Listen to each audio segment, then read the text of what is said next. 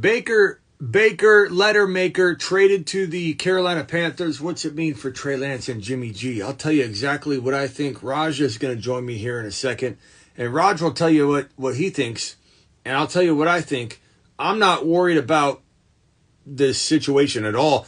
I think it's hilarious that people even thought that Jimmy was going to get traded. Jimmy wasn't getting traded. What's up, State of Mind? What's up? What's up, Ski? What's going on, Blackbeard? What's up, Tony? What's up, Austin? What's up, Farfan? What's up, Riley? What's up, Andrew? We're talking not just Baker, letter maker, but we're talking the impact of Jimmy G now staying on the Niner roster, which we knew. Like, I'm not shocked at all that Jimmy G stayed on the roster. This is crazy that people are even now. We mean what happens now. He wasn't going anywhere. He wasn't going anywhere. I'll tell you exactly why. Raj is coming on, and we're going to talk about it right now. Raj, what's up, man? What's up? Yeah, we got a little bit of news to talk about today. So we know what we're going to talk about. Baker Mayfield getting traded to the Carolina Panthers.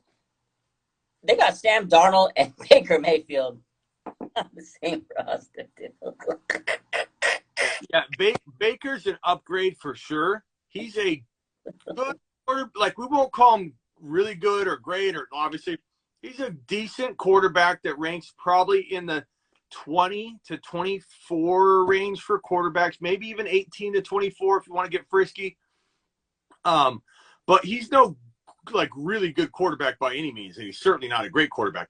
But he's an upgrade over Darnold. Darnold's on like the Jimmy G level. Like, you could put him in one of the last roster spots that their last teams that need a starting quarterback. Maybe you could make an argument.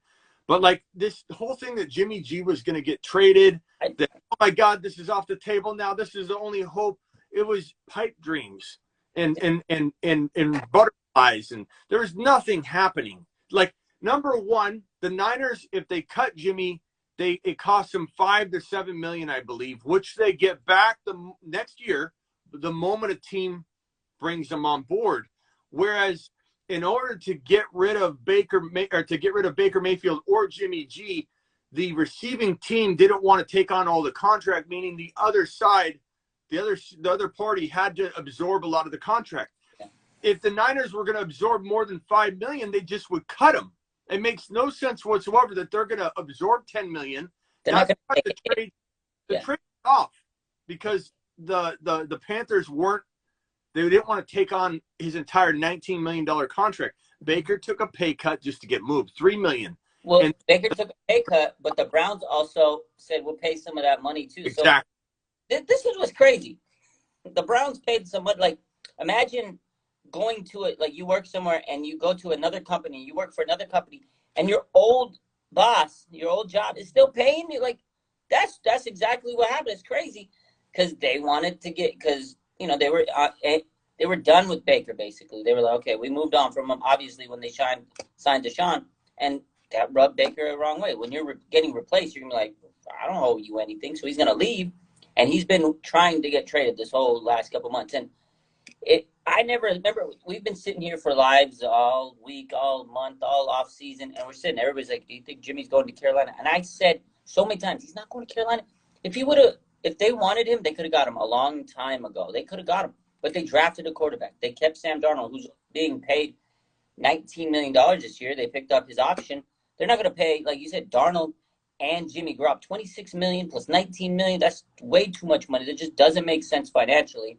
So they took Baker, who took the pay cut, and the Browns are willing to pay money, and that's what they did. And Carolina was never going to trade for Jimmy. We've been saying it for months, Smitty.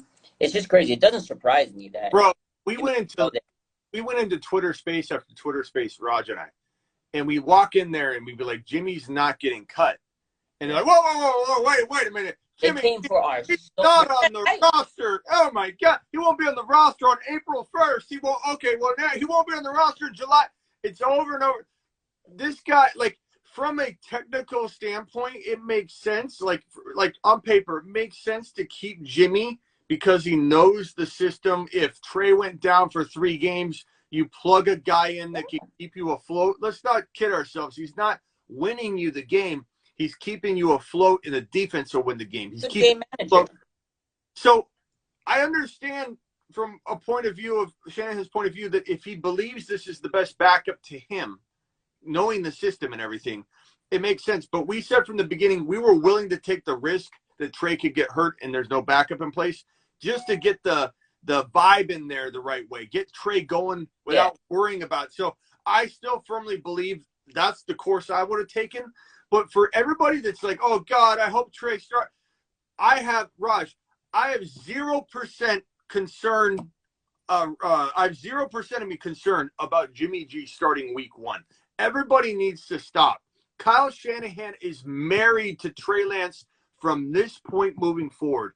And if he tried to pull any kind of trickery, even in the middle of the season, if Trey went down and Jimmy came in and the team started winning and he didn't put Trey back in, his job would be off. He would be out of there the moment that Jimmy crapped the bed in the playoffs, because then it's like, look what you did again. And everybody's going to call for his head. You literally have him like, and if everybody thinks that's far-fetched that he would be fired after one season of doing that, they're crazy, because Doug Peterson went to a Super Bowl and was ousted almost immediately after. It happens all the time. Yeah, and I agree with everything you just said, Smitty. Like, the thing is, Kyle Shanahan, John Lynch kept telling us, like, they got a way to keep Jimmy on the roster. People don't want to hear it. We were on Twitter Spaces. We were on our quad box, and we invited them up. They fucking went after our soul. They were like, you guys stupid. And I'm like, it's literally what John Lynch told us. They went crazy. And then the days passed. He's still – dude, today is July 6, 2022. Jimmy Garoppolo still on the roster. Kevin Durant has requested a trade, but Jimmy Garoppolo still on the roster. The craziest thing is he's not going to get cut, because you're absolutely right. It might be an expensive backup, but the thing that Kyle Shanahan has always lacked is a good backup. Like, when Jimmy were to go, he got injured. His durability was the issue. He got hurt, and then the backup could never win games. Beathard or Mullins, they couldn't win games. Now, if Trey, I hope he doesn't. Let's hope he doesn't. Knock on wood. But if by any chance, it's football, it might happen. He might miss a game or two. Jimmy Garoppolo come in and win 2 games. And this got to be one of your faults. It's got to be one of schools. That's what everybody tells us. But he's not getting cut. Who's going to trade for Jimmy at this point? 32 teams don't need a quarterback. Jimmy's going to stay on the roster. They're not going to cut him. Look, this is FM. Tell me why you would cut him now versus later and retain a player or two with the money. Like, give me an explanation as to how it makes sense, because they misjudged it. You know what the Niners are really good at doing? If they misjudge something, they don't just like cut their losses. They continue on the same course and say, we're here for a reason. Let's keep backing up until they literally hit their back against a wall. Like, you can be supportive of the team and still be critical. That is definitely what John Lynch does. Definitely what Kyle Shanahan does. They're not going to be like, oh man, they got us. We were going to cut him the whole time. Cut him. No, my friend. I want to say something, Smitty, because he keeps bringing up the locker room. And I agree with what you said, Smitty, is get rid of Jimmy so Trey can take over. But this is the thing. Trey Lance, for the last 3 months, they've had OTAs. They've had minicamp. He's been the guy leading the way. He's won over the locker room. The players already, believe it to him. It's not an issue. The players love Jimmy. The players love Trey. At the end of the day, they're getting paid a lot of money. They're going to go out there and play regardless who's under center. They're not crybabies. This team, I feel like this team's roster is more of a family than a lot of players and a lot of teams. And I don't think it's going to be an issue. And I get it. I think it would be better if Jimmy's gone for Trey to be the man. But I don't think it's that big of an issue that most people, the locker room, he's going to lose the locker room. Trey already won him over in minicamp. That's it. Bottom line. He already fucking won him over. It's over. This is the last time. I'll give him another 2 minutes of fame here. This is the last time I'm going to address this. Is we already said we don't think he should be on the roster. This is FM. You say something is disrespectful and freaking crazy like you did. You guys look like fools. Jimmy G's not. First of all, this is FM. I leave an opportunity, like a percentage that what you're saying could happen. The fact that you're not leaving any kind of percentage chance that what we're saying can happen means you're being very close-minded to the situation, and you're telling us what you would do, not what Shanahan's going to do. What we do was cut Jimmy G way back in the day. This is FM. So when you're running your mouth saying that we're looking like fools talking about it, what you're really saying is what you think should happen, and you think what you think should happen is just going to happen. We're talking about what Shanahan is capable of doing. And this man, Raj, right here, Raj knows more than anybody what Shanahan's going to do. I'm the No, one. nobody knows what Shanahan's going to do. Nobody knows what Shanahan. I try and predict what This Is FM's doing, what I think should happen. And it's always wrong when I talk about Shanahan, because Shanahan will do whatever Shanahan wants to do. And if you don't think Shanahan in his mind is like, I've got Jimmy G as a backup, he's magnificent, he's got these Jimmy G goggles on. Okay, these are my Tua goggles, but we're going to pretend they're Jimmy G goggles. I got my Jimmy G goggles on. This guy's more accurate than Patrick Mahomes. Look at that pass that guy's throwing right there. He has Jimmy G goggles. He's not going to cut him. But that doesn't mean what you said, where what do you say? You invest 3 first-rounders. You cut Jimmy. Agree with you would have already cut Jimmy if that was your hardline stance, bro. This is a guy Jimmy G as a backup. He wants him as a backup. I think, Smitty, you are on fire today. You were hyped. I love it. I agree. I get it. I agree. I would have cut Jimmy, but we're not John Lynch or Kyle Shanahan. And what he said was, one of the comments he says, they were waiting for the hope of the Carolina Panthers to trade. They weren't going to trade for him. If they would have wanted Jimmy, they would have traded back for him and not drafted a rookie quarterback. And again, the salary was too much. They weren't going to trade they weren't going to trade Jimmy to Carolina because Carolina gave up a conditional 5th-round pick. The Niners, for some reason, thought they could get a 2nd-round pick out of Jimmy. They kept holding out hope. They want a 2nd-round pick out of Jimmy. Nobody's going to give him a 2nd-round pick at this point. After Baker, a former number 1 pick in the NFL, a number 1 pick, he got a conditional 5th-round pick. It can become a 4th. And I'm not saying Jimmy's a horrible quarterback, but he's not an elite quarterback. If Jimmy or if Baker goes for a 5th-round pick, and he was the number 1 pick several years ago, Jimmy Garoppolo is not going for anything higher than a 5th or 4th-round pick. I'm sorry. They're not going to get that value. The Panthers they got Sam Darnold on the roster. $19 million they committed to him because they picked up his option. Baker's actually a discount because he took a cut, and the Browns are paying that salary. You think John Lynch and Kyle Shanahan would pay Jimmy Garoppolo's salary if they traded him to another team? No way, they would not, because they would want him to keep him on the team if they're going to pay him. And that's what they're doing. NFL draft went to 8 rounds, Raj. Would we have an ability to, I think, send Jimmy G? Someone would do an 8th rounder, but there are no 8th round picks. Yeah, 8th rounder. Here's the deal for everybody that doesn't really get where our perspective is. Our perspective is Trey should have been the only quarterback on. I mean, obviously the backups, but Trey shouldn't have been put in this position.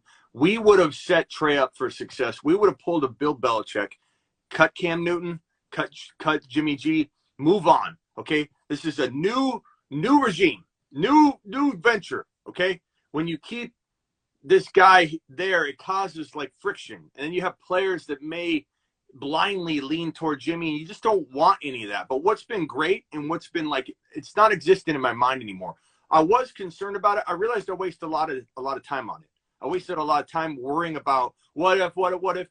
The moment Trey Lance started leading in the media, talking for the team, coming out as the leader, and Jimmy G was dismissed during mandatory camp. Hey, go ahead. We're going to send you away.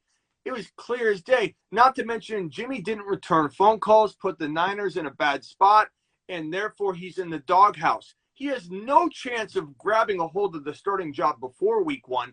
And if Shanahan does any kind of shady stuff during the season where Jimmy goes in because Trey gets banged up or something, his hand, and he's out 2 games, and he's ready to come back, and he doesn't put him back in, fans, everybody will be coming for his neck. And he won't be able to escape it, because if Jimmy G leads them into the playoffs and craps the bed, which was, no offense, but it's not a matter of what happened, okay? It's not a matter of if, it would. Then you've got a whole nother, like, we could have did this, we could have did that. People are not going to put up with it. He is married to Trey Lance's success. If he literally removed Trey and didn't put him back in, he would be admitting that I made the biggest mistake in the franchise history of the last, I guess, at least the last 10 years by mortgaging the future. Right. He can't. He's saying I messed up. True. But now, so last year happened. They didn't make it to the Super Bowl. They were so close, whatever. Now you got a young quarterback and you develop. Now you buy yourself a couple more years. So if you don't have a great season this year, people are going to be like, oh, you had a young quarterback. That's cool. Let's see next year when he developed a little bit more. and then you're expected to have a better season. But now if Trey tears it up, which we think he is, he's going to tear it up this year, and they make it to the playoffs and they make a deep run, that's going to look great for Shanahan. That's going to look great for Kyle Shanahan, and it's like, oh, man. And then he buys himself even more time. So he knows what he's doing. At the end of the day, he knows what he's doing. Jimmy's there for insurance because they couldn't get rid of him. Nobody wanted him. He's got the shoulder surgery. So he's going to stick around. And after the season, they don't owe him anything. He's off the roster. They're not going to trade him. They're not going to cut him because that's a lot of money. They're going to take a loss. If they were going to cut him, they would have traded him and ate that salary like the Browns with Baker. Like the guy saying, they would pay. He said that they would pay half of his salary for it. There's no way, because if they're going to pay for part of his salary, they would cut him. And I think that's definitely true. But he's got to pass a physical, and I think everybody's waiting in the Niners camp is to see how he actually throws, because he hasn't thrown yet. Once we see the live bullets and we see how he throws, that's going to make that's going to really dictate where Kyle Shanahan and John. And we won't know until a couple weeks when he actually throws, because that is going to dictate a lot. If he looks okay and his arm looks good and the team's happy with him, they're not cutting him. They're going to be like, okay, you look good to be a serviceable backup. Like throwing with pain, and if he's looking like he's not looking good, they might consider cutting him. But I think they'd rather stash him on the injured reserve and do like an IR stash. It's same commenter here. It's a loss for 1 year, isn't it? Are you talking about salary? Or you're talking about like the season? Because some people come in here and say it's a loss year anyway. Like this is a building year. It's not a building year. This team is going potentially to the NFC Championship game under the command of Trey Lance. I think it's definitely their top 3 team in the NFC. Could you get knocked out going into the NFC Championship game? Certainly possible, and I wouldn't put down Trey or the Niners season if that happened, because that'd be a heck of a year anyway. But I think one thing I wanted to say also is that Trey Lance, and I say this with 100% confidence, and I truly believe Trey is going to be the next top 5 to 7 quarterback in the NFL, and I think it starts right now. But I can say this with confidence. If Jimmy G takes Trey's job, then Trey isn't who we thought he was anyway. There's no way Jimmy G is going to steal this job away from the kid I believe Trey to be, so I have zero concerns. This is kind of like when Aaron Rodgers and Jordan Love, that situation. I really believe it's that level of discrepancy between the two players. Trey Lance is up here. Jordan Love and Jimmy G are down here. I'm not saying he's at A-Rod's level yet. He's going to climb to that kind of quarterback in my mind, and you can yell at me. You can call me stupid. You can say that I'm wrong. I don't care. I'm here to try and predict that, and if you don't like the prediction, you don't like the prediction. I'm telling you that's where Trey's headed. Whether he reaches Rodgers' level or not, that's a whole different conversation, but he's on his way to try and become that kind of guy, and you got Jordan Love and Jimmy G down here. Aaron Rodgers was annoyed. You draft a quarterback to replace me? Doesn't bother. Like, it's not going to affect me. It'll make me angry, and I'll go play harder, but that's disrespectful. You didn't even have a conversation with me. That's what Jimmy G is to me. It's like it's not going to do anything. Shanahan could have some weird moment where, like I said, Trey gets hurt, and the weird set of circumstances, you guys were losing as Trey was learning or something, and then Jimmy G comes in, and also you start winning somehow, and we're like, it's not Jimmy while you're winning. You just turned it around, or the schedule or whatever. And if Shanahan kept him in, I'd be calling for his job every single day. It'd be, instead of saying it's July 6th and Jimmy G's still on the roster, it's July 6th and Shanahan's still on the roster. That's what if you take man out, Raj. I'm not gonna front here. I like it. I mean, at the end of the day, we've been saying the same story. Everybody has argued with us all off season, but here we are. We're still right. But again, you got a couple more weeks, training camp. Pads come on, live bullets, throwing. That's really going to be a big. This is the last hurrah. This is the last hurdle. This is going to dictate what happens. And if maybe you're right, maybe a team that gets an injury in camp and they're desperate and they're like, oh crap, we need a quarterback. Ring, ring, ring. Hey, John Lynch, Jimmy Garoppolo, how's he looking out there? How's he throwing? Oh, he looks fucking amazing. You want him? They're going to oversell him. Here, let me tell you what's going to happen, Raj. This is ready. Here we go. Ring, ring. 49ers. Yeah, we got to. This is what team is calling? Hi, this is Seattle Seahawks. This is Pete Carroll. Actually, let's reverse the roles because what I want to play is that Okay. role. Hey, this I'll be is John. the Niners. Yeah, hi, this is John Lynch. Hey, of Fame. we need a quarterback. Oh, we have a couple of those. We don't want Jimmy. We want Sudfeld. Oh, why would you want Nate Sudfeld? I got Jimmy Garoppolo. They just You know what? shoulder up. Jimmy Garoppolo took the team to the NFC Championship 2 out of 3 years. We got Jimmy. No, we're not calling for Jimmy. We're calling to see if Brock Purdy or Sudfeld can play. You know who can play right now is Jimmy Garoppolo. He wins a lot of football. No. I don't think you're hearing me. We don't want Jimmy G. That's the kind of call they're going to get. Hold on. Real quick, Pete. Let me clean my ears. Can you say that one more time? Jimmy G cannot start over Geno Smith. I got this quarterback, Jimmy Garoppolo. He should probably start over Geno Smith. We want Brock Purdy or no deal. I think you're cutting up. I got to go. Hey, Kyle.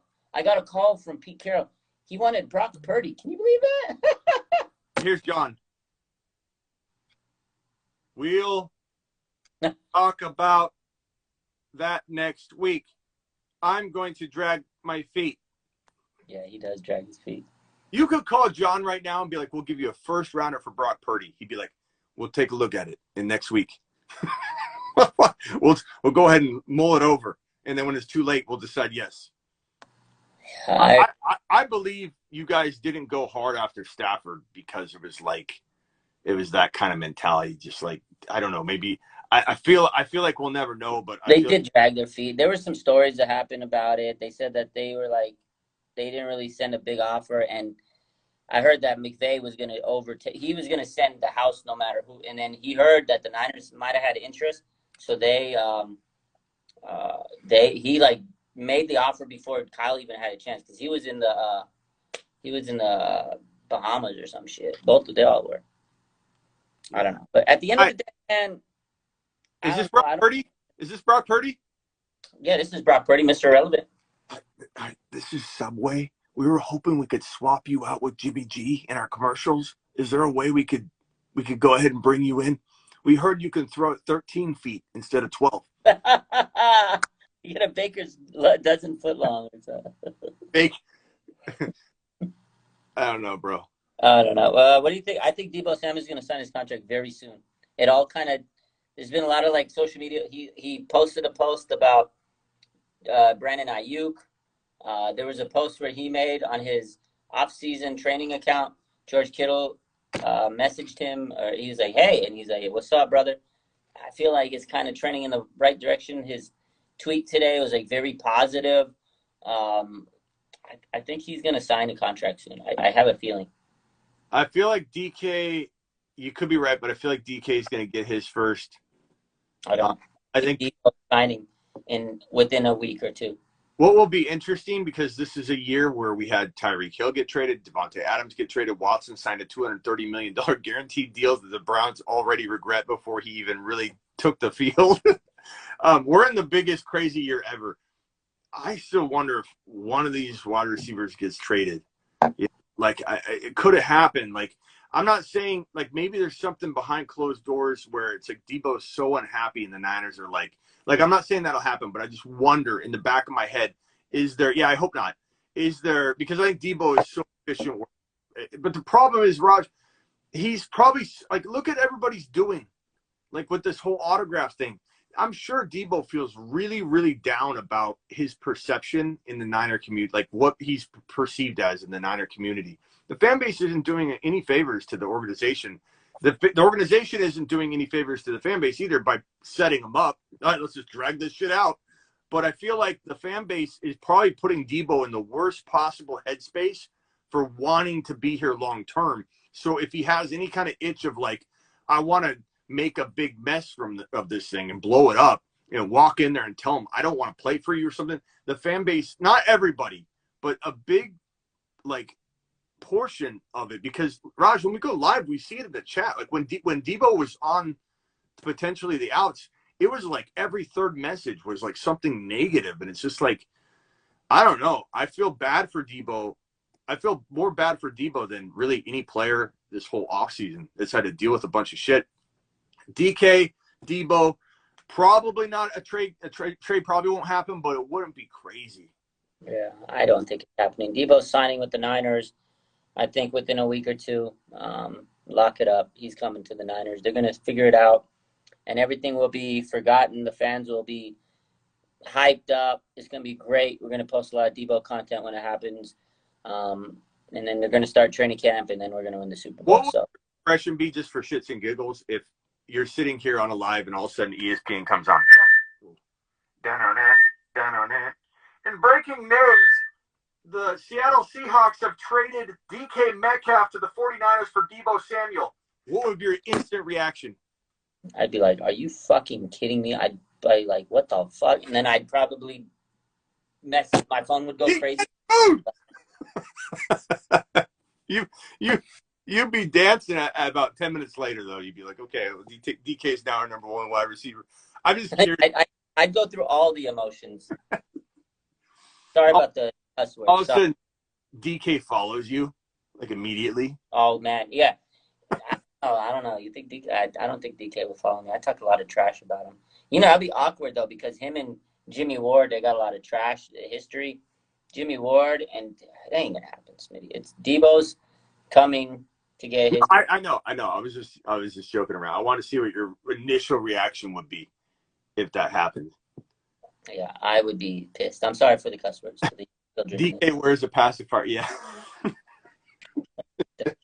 Can you imagine Kyler Murray throwing to DK with a pacifier?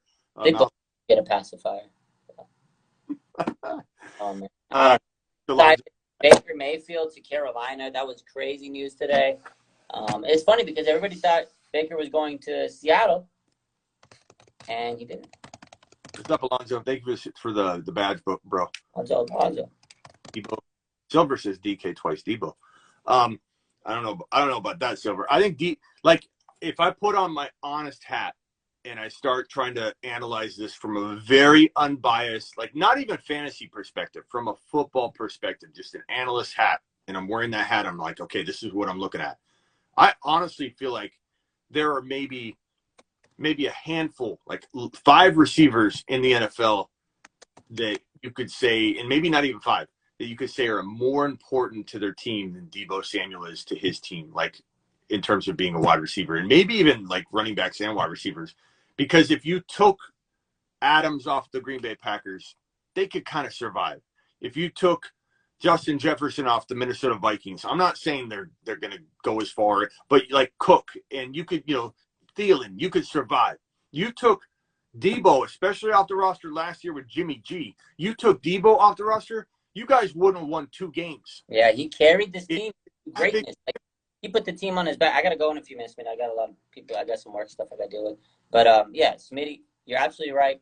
If you had Deebo off this roster last year, he ain't going to play. He didn't make it to NFC Championship. You remember the time where he missed the game?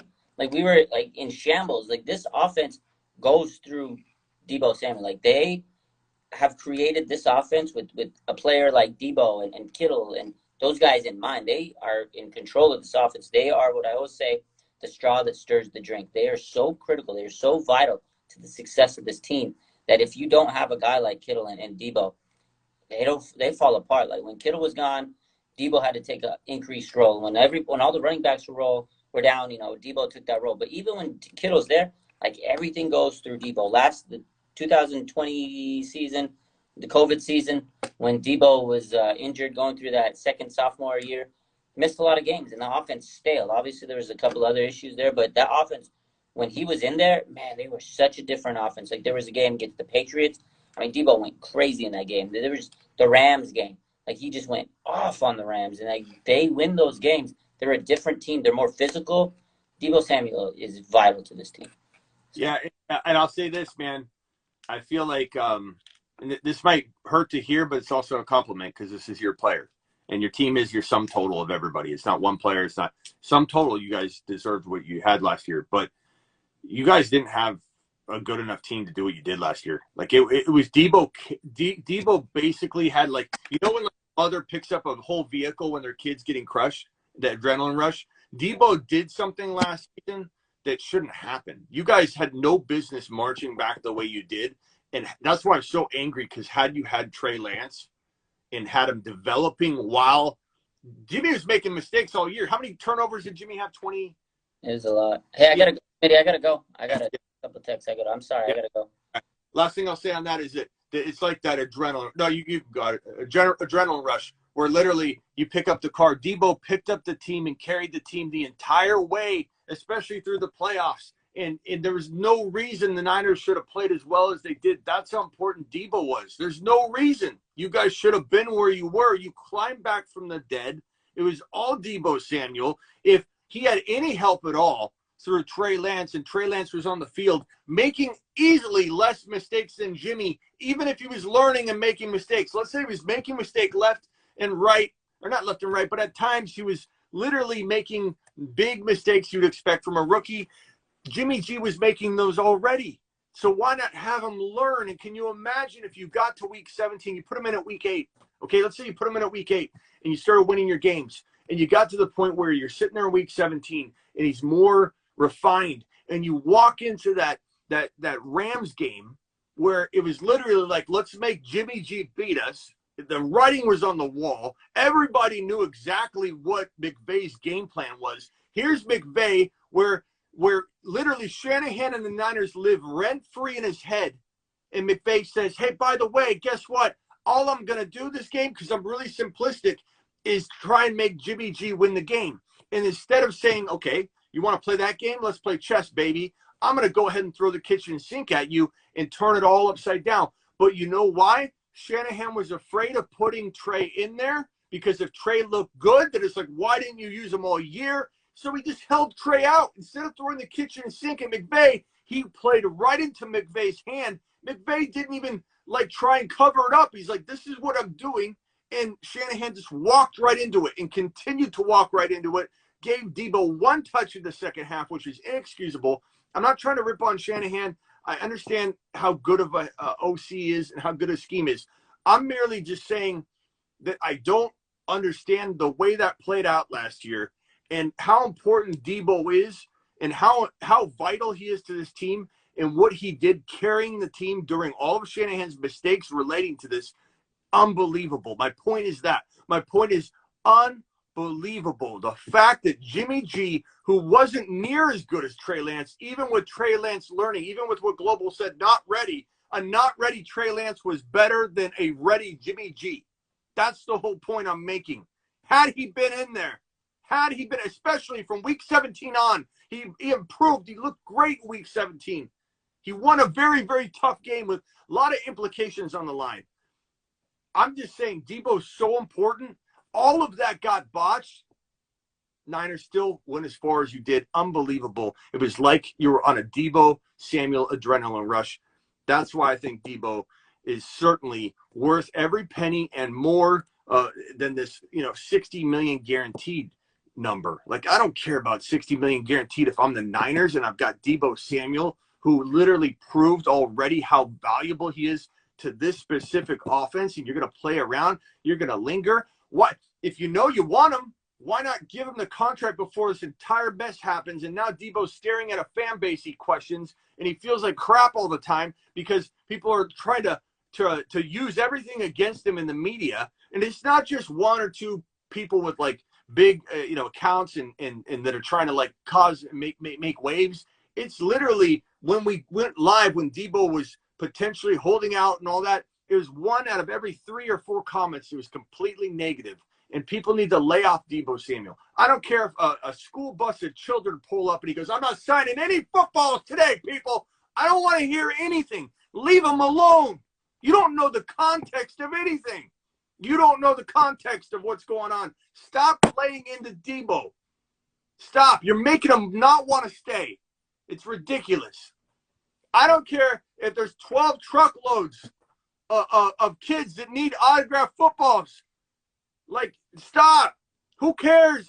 I care about the kids, but who cares what Deebo's doing in terms of what it's going to do? If you don't know the context, he could be having a surprise party for every single one of them, and he's trying to act like he's not going to sign something. Everybody just attacking Deebo Samuel for not signing an autograph. You know what? I have an autograph right here from Charles Barkley. Where is it? It's up here. Charles Barkley. He was so mad when he signed that autograph for me. I went up to him, and he's eating dinner. And I said, hey, Chuck, can you sign this autograph? I was a little kid. I probably still had a pull-up diaper on. And I walk up to Chuck and I say, hey, Chuck, can you sign this autograph for me? This card is the back of a Pizza Hut coupon that I think my mom probably had in her purse. I get out the coupon. Where is this thing?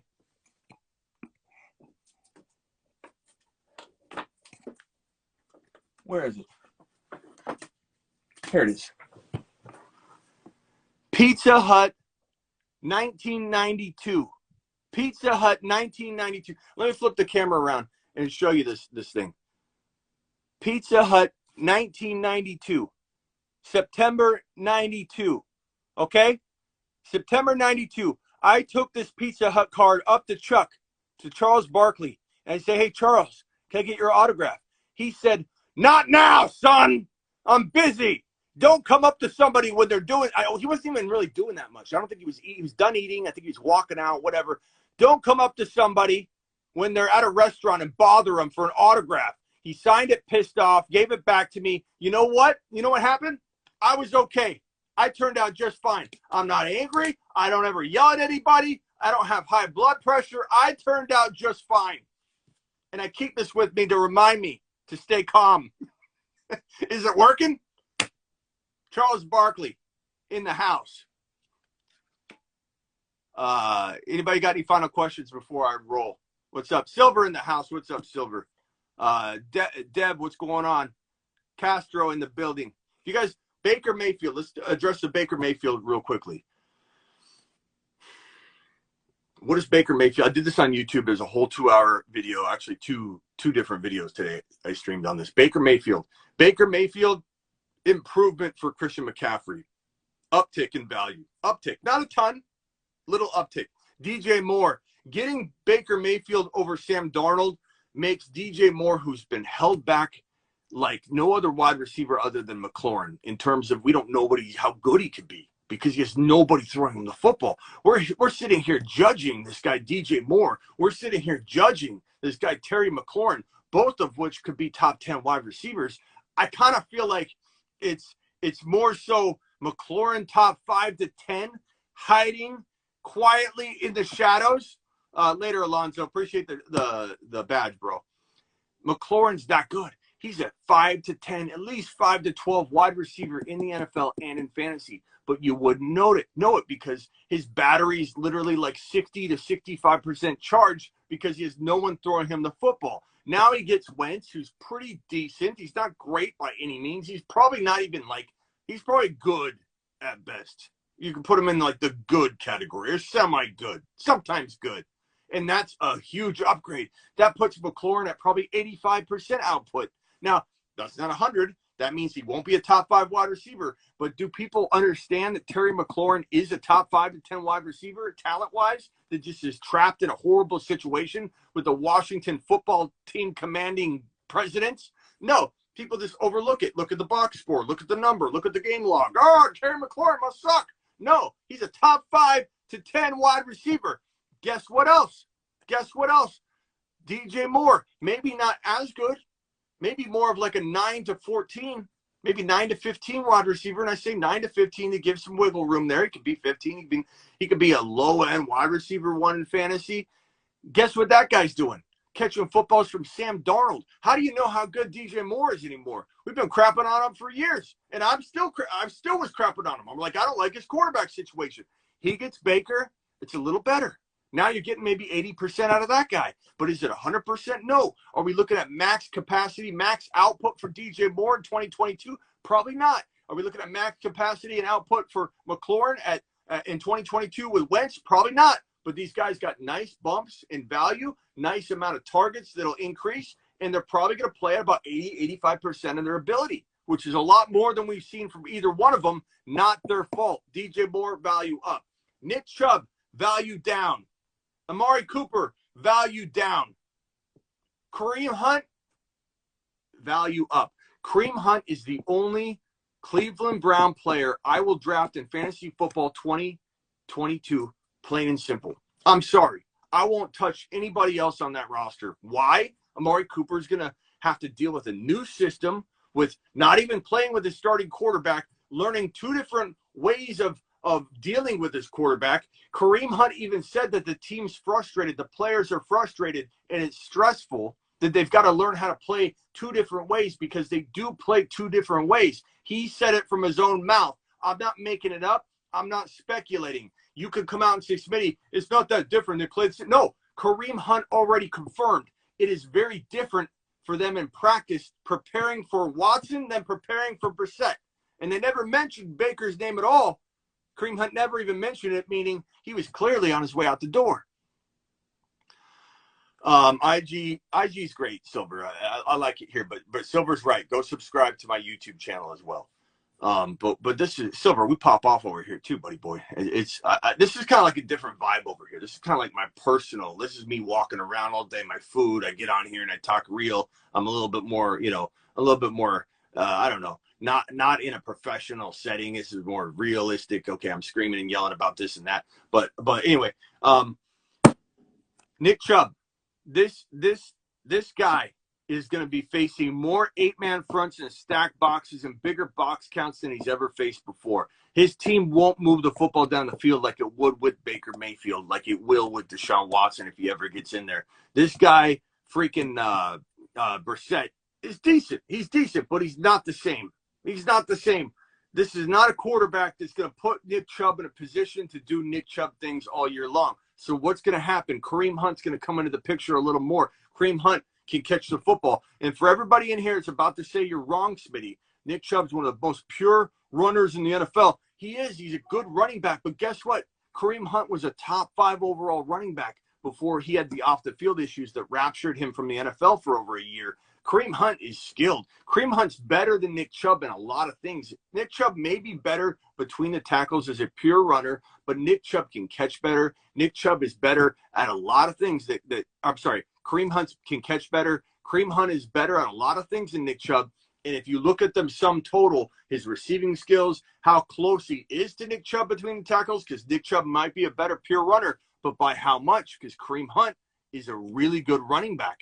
It's not that different. So sum total, you could argue that Kareem Hunt is a better running back overall than Nick Chubb. Even if you like Nick Chubb, even if you love Nick Chubb, you're not giving Kareem Hunt enough credit in his ability to pull in passes and be a dynamic running back for an offense that is probably going to struggle to run the ball. So guess what? They need a running back on the field that Brissett can check down to, and Chubb could fumble the football and give away this opportunity. Not to necessarily get benched or supplanted. I'm not saying that. He's not going to get removed by Kareem Hunt, but he will get potentially half the workload or 40% of the workload surrendered over to Kareem Hunt. And then if Nick Chubb does get banged up because he's facing 8-man front after 8-man front after 8-man front, guess what happens? Kareem Hunt season.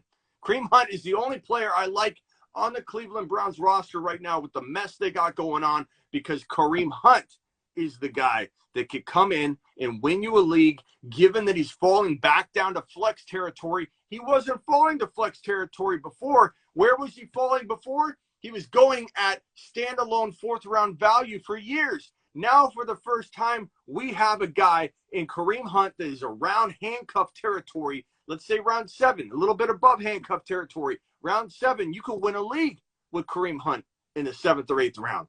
It's a good pick. Nick Chubb at 2.5, too risky for me at this point. Too volatile in Cleveland. I'm not going near it. I'm not going near Njoku. I'm not going near Brissett. I'm not going near Watson, who's probably out. I'd take Watson at the end of a redraft draft if I thought, okay, I don't like the players that are here. Let me go ahead and scoop them up instead of a backup tight end like I don't know. There's a bunch of tight ends on the waiver wire right now in the Throne League. And I don't know. I'm kind of tempted to be like, why not? If he's out 6 to 10 games and the NFL comes down on the stupid, appeal without doing anything, and they're like, hey, 6 to 8 games, very very small amount of games by Robinson, the judge. If she comes in low, I don't think Goodell's going to overrule her too much at all, because he doesn't want to circumvent a system that he has set up to distance himself and from the scrutiny. So why would he come in and get scrutinized? I think he's going to stand whatever happens by Sue Robinson, and she might come in a little under, and then you've got Watson playing maybe the last 7 games of the year or something like that. I don't know that that's possible. I think indefinite suspension is what the NFL wants. It's what Roger Goodell wants. It's just a matter of Sue Robinson. Will she agree, or will she come in low and force the league to leave it alone? ETN, a running back one, absolutely think he's going to explode. No one likes ETN from an analyst perspective more than your man Smitty. No one likes Breece Hall more than your man Smitty. ETN and Breece Hall can be a running back one and running back two in a strategy where you don't take a running back until round 3 or 4.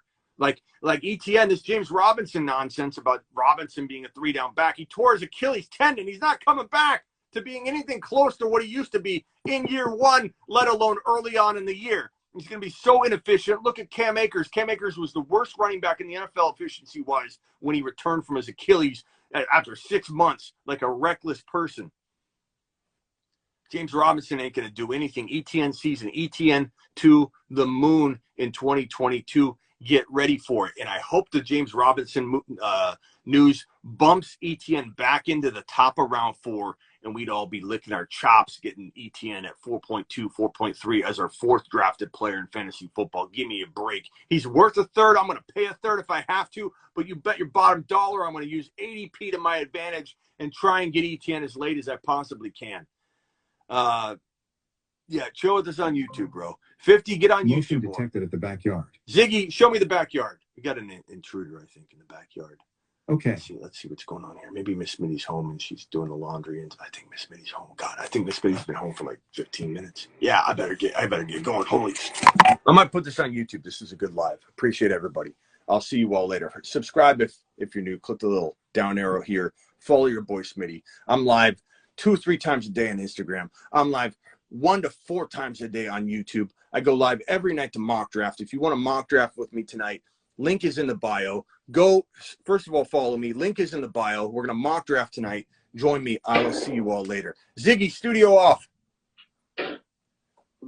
Ziggy, camera off. Until next time. To turn off the camera. Ziggy! Camera cover. Off. God, he is worthless. He's nothing like Jarvis. Nothing. We got to replace him. Peace out, everybody. Later, Silver. Later, Blackbeard. Peace.